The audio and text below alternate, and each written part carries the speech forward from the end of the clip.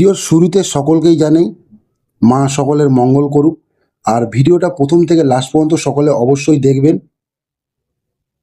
আর পশ্চিমবঙ্গের দ্বিতীয় বৃহত্তম মেলা যা অনুষ্ঠিত হতে চলেছে মঙ্গলবার 31 তারিখ, তাই সকল ভক্তদেরকে আমন্ত্রিত ও মন্দির কমিটি থেকে সকল ভক্তদের জন্য একটি সতর্ক জারি। সকলে অবশ্যই ভিডিওটি দেখবেন। কমিটির সকল সদস্যরা এই মুহূর্তে রয়েছে ভিডিওর সরাসরি আপনারা দেখতে পাচ্ছেন শম্ভু ঘোষের পেজ থেকে। আর সকল ভিডিওটি অবশ্যই বন্ধু ও ফ্যামিলিদের সঙ্গে শেয়ার করবেন আর সকলে সতর্ক থাকবেন মন্দির কমিটির পক্ষ থেকে এই বার্তাটি। আপনার নামটা একটু বলবেন? আমার নাম শ্যামল কুমার বেরা। আচ্ছা, বর্তমানে মন্দিরের সম্পাদকের দায়িত্বে আছে। আর উনি? বারেন কুমার ভূঁইয়া। আচ্ছা, বর্তমানে মন্দিরের সভাপতির দায়িত্বে আছে। সভাপতির দায়িত্বে। আর তারপর প্রাক্তন সেক্রেটারি সুভাষ গড়ই। আমার একনিষ্ঠ কর্মী মনসা মন্দিরের প্রথম সারির কর্মী, যাদের হাত ধরে আমাদের এত কাজ হচ্ছে, এত কাজ বা এত সব দোকান বসানো যে হয়। আচ্ছা, তার জেনারেল সেক্রেটারি। আচ্ছা, মানে মেলায় যত দোকান বসেছে ওইটা পুরো দেখে, পুরো উনার হাতে। দোকান কন্ট্রোল করে 3000 দোকান পুরো উনি কন্ট্রোল করে। আমাদের দীর্ঘদিনের ভাই, আমাদের এই মন্দিরের অফিস পরিচালনা করে, সবাই আছে আমাদের কর্মকর্তা। আচ্ছা, যেটা সর্বপ্রথম একটা কথা যেটা আমি জানতে চাই যে এই মন্দির মানে কত সালে হয়েছিল? মন্দির আনুমানিক 400 বছরের পুরো প্রাচীন মন্দির। 400 বছরে? মেদিনীপুর জেলায় যে কতগুলো প্রাচীন মন্দির আছে তার মধ্যে মনসা মন্দির অন্যতম। আর এই মেলার যে মানে মা তো এই মন্দিরে থাকে না, যে নিয়ে আসা হয় তার তিথি বা টাইম কিছু তো জানা রয়েছে আপনাদের? টাইম বলতে ওই মায়ের আদি যে মূর্তিটা আছে ওটা আমাদের গ্রামের ভেতরে শীতলা মন্দির আছে, ওখানেই রাখা হয়। আচ্ছা, অবশ্যই এই সিস্টেমটা আজকে নয়, আদি পরম্পরায়, তখন থেকে মন্দির তো খোলা মন্দির। আচ্ছা, ঠাকুরের নিত্য পূজা এবং বিভিন্ন কারণে আমাদের পূর্বপুরুষরা ওখানে রাখতেন, সেইখানেই থাকে। এবং মঙ্গলবার ভোরে মাকে এখানে আনা হয়, 5 দিন মা থাকেন, পুজোর পর আবার আমাদের সেই দেশ বাড়িতে, গ্রামের বাড়িতে চলে যায়। তো মাকে যে নিয়ে আসার সময়টা যদি একটু বলা যেত? মোটামুটি মঙ্গলবার ভোর 4টে মায়ের আগমন এই মন্দিরে হবে। তো সকলে অবশ্যই আসবেন।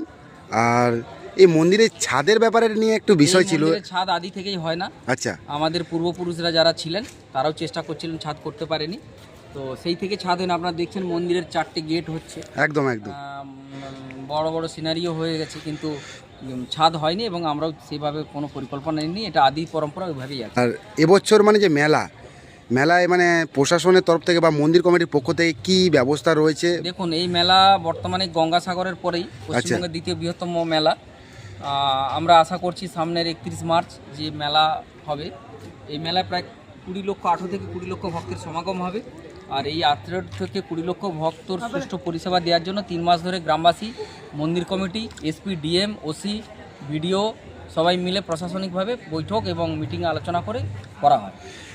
আর এই মন্দিরের যে লোকেশনটা যদি একটু বলতেন? মন্দিরের লোকেশন বলতে এটা পশ্চিম মেদিনীপুর জেলার খড়গপুর ব্লক 2, মেদিনীপুর টাউন থেকে 8 কিলোমিটার এবং খড়গপুর টাউন থেকে 8 কিলোমিটার, জকপুর এবং মাদপুর রেল স্টেশনের মাঝে দক্ষিণ দিকে। প্রস্তুতি জোর কদমে চলছে। এই মুহূর্তে দেখতে পাচ্ছেন যা আগামীকাল হতে চলেছে মহামেলা। 3000 দোকান বসে আর মহিলা ভক্ত 70%, এই জন্য আমাদের দায়িত্ব অনেক বেশি থাকে। কয়েক হাজার পুলিশ থাকে এবং আমাদের স্বেচ্ছাসেবী সংস্থা অনেক থাকে। 50টা গ্রামের মানুষ সহযোগিতা করেন এবং তাদের কাছে আমরা মন্দির কমিটি কৃতজ্ঞ এই মেলা সহযোগিতা করার জন্য। মেডিকেল টিম, পুলিশ প্রশাসন এবং জল, এইসব টোটালি ব্যবস্থা করা থাকে। আর এত যে ভক্তগণরা যে আসছে এই মায়ের মন্দিরে, তাদের জন্য কি সুব্যবস্থা রয়েছে বা ভক্তদের নিয়ে একটু সচেতনতা বলে দিই। হ্যাঁ, প্রথম কথা হলো, এইখানে যারা পুজো দিতে আসেন আমাদের মন্দির কমিটি থেকে ফটো তোলা বা ভিডিও করা কোনো আপত্তি নেই, কিন্তু কিছু কিছু মানুষ নাচ গানা করে, সিনেমার মতো ড্যান্স করে ভিডিও করছে। এইরকম কোনো ঘটনা যদি আমাদের মন্দির কমিটির নজরে আসে, আমরা 5000 টাকা জরিমানা অথবা তার নামে কেস দেবো। এটা মন্দির কমিটির থেকে পবিত্র জায়গা, একদম এটা মানুষের শ্রদ্ধা ভক্তির জায়গা সারা রাজ্যের। এখানে নিয়ে কোনো রকম কোনো অসভ্যতামি করা যাবে না। আর যেসব ভক্তরা আসছেন মন্দিরে পুজো দিতে আসবেন, তাদের উদ্দেশ্যে জানাচ্ছি, আপনারা সোনার অলংকার এখানে পরে আসবেন না। কারণ লক্ষ লক্ষ মানুষ এখানে সোনার অলংকার পরে আসাটা ঠিক নয়। আর আপনি মানি ব্যাগ, আপনার টাকা পয়সা গচ্ছিত রাখবেন। বাচ্চা যদি সঙ্গে আসে, অবশ্যই বাচ্চার পকেটে মোবাইল নাম্বার এবং ঠিকানা দেবেন, কারণ কোনো কারণে বাচ্চা হারিয়ে গেলে একদম এটা খুবই একটা সচেতন, ওদেরকে সেইভাবে পৌঁছাবো। আর এখানে যেহেতু মায়ের মন্দিরে 70% মহিলা ভক্ত আমাদের আসেন। আচ্ছা। তাই মদ জুয়া কঠোরভাবে নিষিদ্ধ থাকে। আচ্ছা। কেউ যদি মদ পান করে আসে ইভেন্টে মন্দির কমিটির নজরে আসে, আমরা কিন্তু প্রশাসনিকভাবে তার প্রতি ব্যবস্থা নেব। ব্যবস্থা নেবে। মেডিকেল টিম থেকে আমাদের পুরো মেলা চত্বর ক্যাম্প করা থাকে।